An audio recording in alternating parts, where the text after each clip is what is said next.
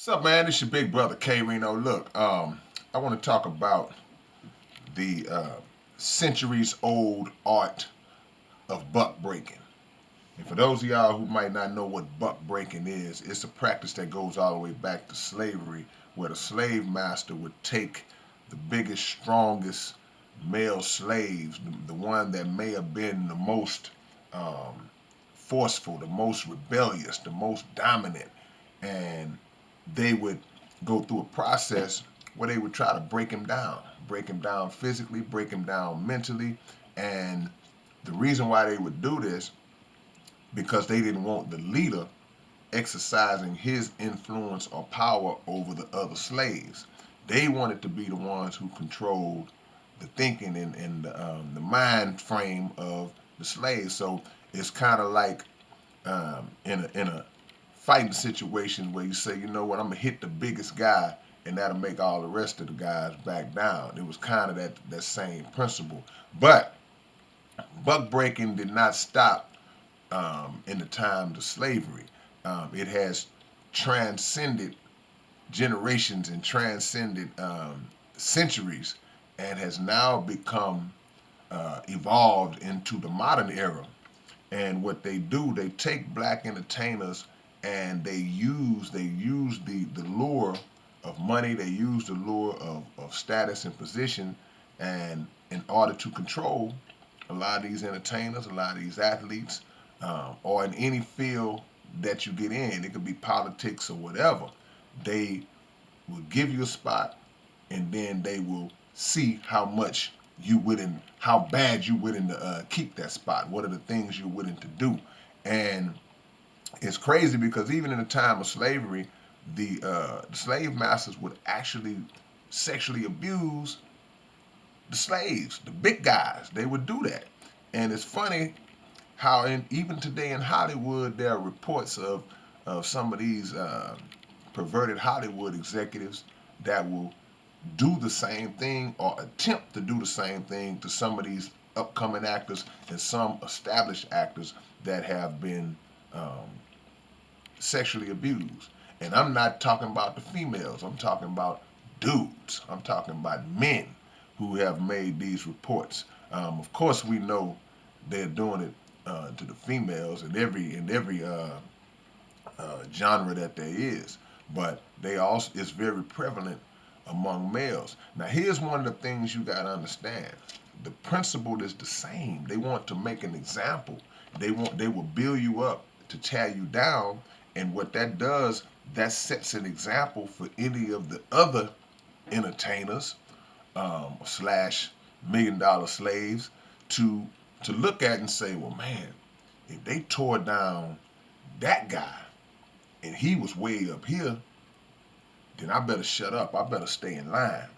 If they tore down that guy, I better stay in line. It strikes a fear in anybody that may attempt to have it in their mind that they're gonna speak out, have it in their mind that they're gonna participate in some form of activism, and have it in their mind that somebody's gonna stand up against uh, any types of injustice. This is how it goes down. And they understand exactly how to keep that control over the slave. So it's a buck breaking process. And part of the process, one of the main components to it, is when you see the brothers up on a podium on a national platform apologizing and crying and remorseful and humiliated behind something that they may have said or something that they may have um, supported, that the slave masters, the modern day slave masters, feel as though, nah, we don't want you speaking on this. We don't want you involved in this. So now you've offended us or you've disrespected us. So we're gonna put you up in front of the whole world. As great as you were perceived to be, now we're gonna tear you down in front of the whole world and make you apologize, make you read a statement about how insensitive you was and all these different things.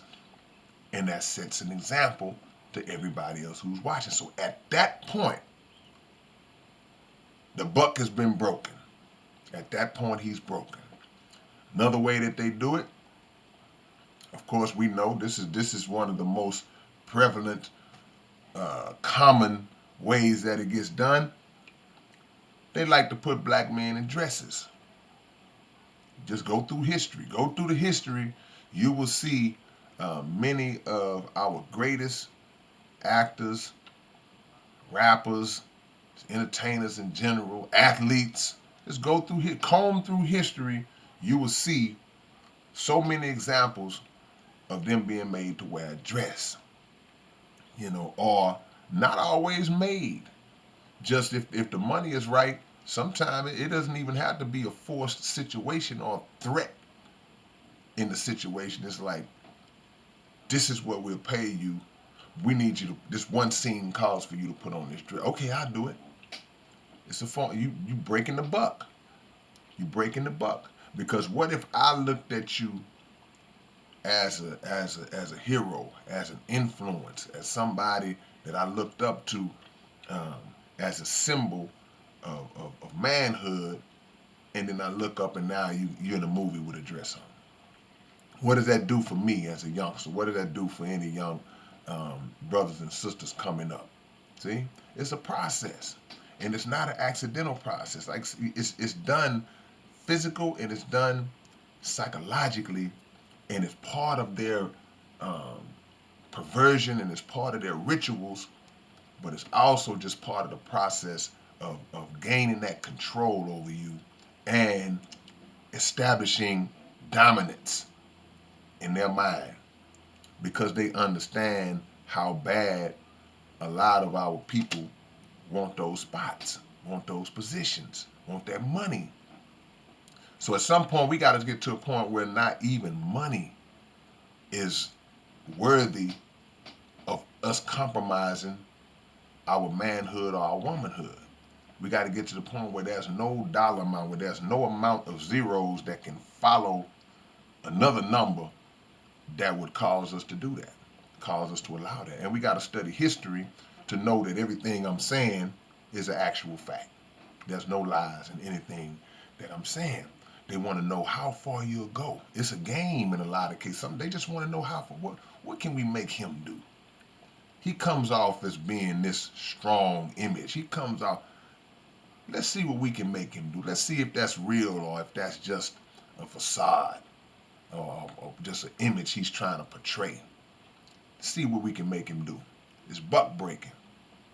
They did it physically centuries ago, and the physical aspect absolutely contributed to the psychological part of it, and the psychological part of it has trickled all the way down to now they're doing it more so psychologically, but still physically as well, behind the scenes on casting couches all over Hollywood.